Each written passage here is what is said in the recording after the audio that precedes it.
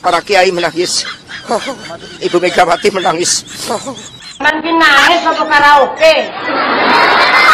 Nangis iki ngerti ora? Nangisnya masalah atas praktek-praktek kekuasaan yang tidak benar ini. Ngomong urung tutup kok nangis. Semoga diberikan keadilan. Kena nopo? Kena telek nopo?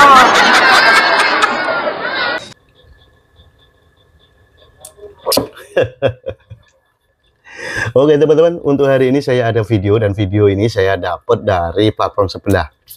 Untuk video ini dari beberapa video saya gabung menjadi satu, dan video ini bertujuan untuk hiburan kita-kita aja. Video ini hanya video lucu-lucuan atau parodi lucu. Dan supaya teman-teman tidak penasaran dengan isi videonya nanti tak siapin dan kita putar bareng dan kita tertawa-tawa loh. Oke teman-teman, untuk isi videonya, untuk isi videonya ini ada yang serius, ada yang canda tawa, pokoknya sangat seru sekali. Oke teman-teman, mari kita lihat dan kita tonton videonya. Cukup 3 periode, Pak. Jadi saya sendiri mengalami itu. Jadi ketika saat itu saya sedang nyekar di makam Bung Karno Blitar, tiba-tiba muncul berita salah satu menteri yang mengatakan berdasarkan big datanya itu ada cukup banyak yang mendorong perpanjangan jabatan atau 3 periode. Sebelumnya saya bertemu dengan menteri tersebut dan dikonfirmasi bahwa sikap-sikap ketua umum partai, beberapa partai yang menyuarakan itu saat itu dikatakan ya sebagai permintaan Pak Lurah. Kami mendengar itu, maka kemudian karena PD Perjuangan ini juga lahir dengan suatu semangat untuk membangun demokrasi yang sehat, yang taat pada konstitusi, maka PD Perjuangan bersama rakyat Indonesia memilih tegak lurus pada konstitusi. Itu sikap yang diambil oleh PD Perjuangan.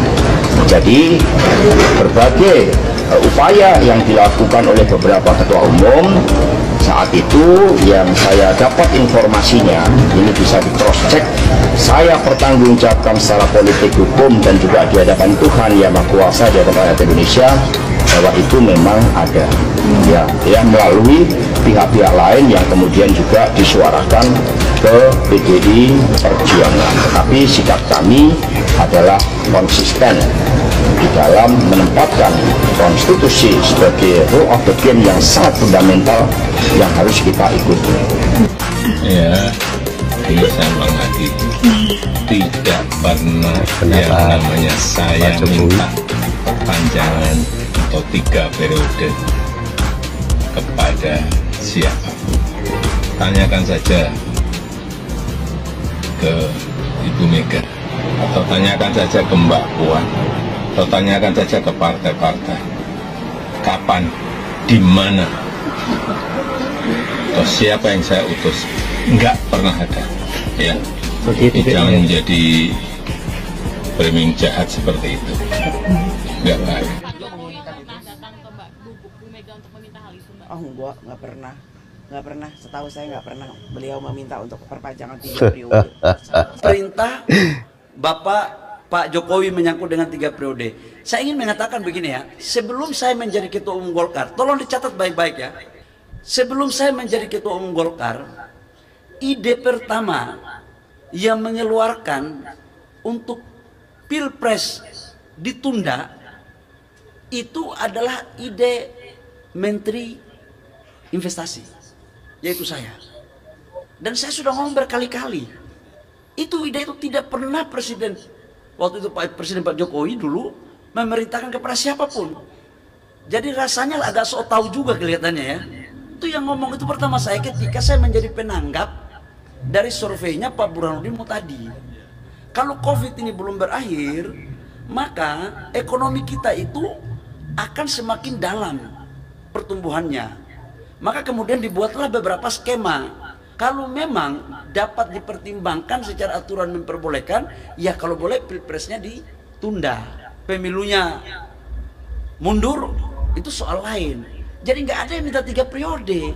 Jadi jangan diputar kaset kotor dong, kaset rusak itu loh. Makanya pemimpin negara itu harus otaknya bersih lah gitu ya. Harusnya yang dituntut itu saya. Cara pengambil alihan Partai Golkar dan PDI Perjuangan. Jadi jauh sebelum pemilu, beberapa bulan ya, antara 3 sampai antara 5-6 bulan, ada seorang menteri, ini yang powerful, ada yang super powerful, ada yang powerful, ya supaya nggak salah image. Ini ditugaskan untuk ketemu Pak Rias Rasyid oleh Presiden Jokowi. Pak Rias Rasyid ditugaskan untuk membujuk Bu Mega agar kepemimpinan PDI Perjuangan diserahkan kepada Pak Jokowi. Namanya kebohongan itu Bang, suatu saat pasti kebongkar dengan sendiri. Makanya Pak Jokowi bilang kemarin setelah dipecat, waktu yang akan membuktikan. Harusnya PDIP ini smart, pinter orang-orangnya ini. Jangan Ibu Mega ini dibohongin terus sama Hasto, Deddy Sitorus, Adiana Pitupulu. Hey, come on, kalian ini kalah mulu. Ya kan, Pilpres kemarin kalah, Pilkada kemarin kalah. Gitu loh. Dengan narasi kebencian merendahkan Pak Jokowi, kan kalian kalah gitu. Rakyat udah menghukum. Ya kan? Gitu loh Bang. Jadi sekarang lagi ya, kalau kalian mau bertubi-tubi lagi, pemecatan itu ya bagus juga gitu loh Bang. Tinggal rakyat nanti yang akan menentukan menghukum atau memberikan reward, itu aja. Tapi kalau kemarin saya melihat bahwa rakyat udah menghukum PDIP dengan kalah di Pilpres, terus kalah di Pilkada. Jokowi itu lu harus jadikan teman, lu jadikan dia lawan, modal sendiri lu kan, selalu sendiri. Mestinya lu punya orang, mestinya lu pakai, enggak ada lu pakai, malah lu bikin jadi lawan. Kalau bapak mau nangis silahkan nangis. Jadi yang kalah nangis-nangis saja, jangan pura-pura bahagia. Kami semua menangis. Para kiai menangis. Ibu Megawati menangis. Nanti nangis apa karaoke? Lah nangis iki ngerti lah. Nangisnya masalah Atas praktek-praktek kekuasaan yang tidak benar. ngomong orang tutup kok nangis. Semoga diberikan keadilan. Kena ngopo? Kena telek ngopo? Kami tidak menyangka ada orang yang menggunakan cara-cara seperti ini. Kamu dia, nah sebetulnya aku yang ngelongso. Nah ngono loh. Betapa sedihnya. Apa nangis? Pintu kok ora seneng karo Ingat pidato Pak Jokowi di istana jam 5:30 atau jam 6 sore. Aku ora sudi namaku dipakai-pakai. Itu kan. Sampai kita kenal nggak sama ini? Ini saya bilang munafik tulen orang ini. Baru aku ditekan untuk menghentikan. Dia pura-pura jadi pahlawan. Sampai ini itu malah kalau ngidul tuh omongannya. Kenapa saya marah sekali sekarang? Karena Jokowi memanfaatkan kelicikan, keculasan, kebohongan bukan lagi untuk dirinya, tapi untuk keluarganya dan untuk dinastinya, untuk koleganya, dengan cara menghancurkan negara dan rakyat. Malah mas kok aku ya takir. Apa? Ini sama ini sehat ternyata sama ini pedot juga loh. Puncak marahnya saya sekarang karena Jokowi sudah memanfaatkan keculasan, kecilikan, janji palsu, kebohongan untuk membangun dinasti dan untuk dilanjutkan cara itu untuk menghancurkan negara bersama oligarki yang dia bangun. Itu titik saya. Jangan tahu nggak pedot. Aku ora sudi namaku dipakai-pakai. Itu kan. Ya mas, ya sehat lu ternyata ya pedot sama ini. Oke, terima kasih teman-teman yang sudah menonton videonya. Itulah kelucuan video parodi lucu. Dan apabila teman-teman ada pendapat atau ada saran, silahkan komen di kolom komentar. Selamat beraktivitas. Sampai jumpa di video selanjutnya. Sampai jumpa.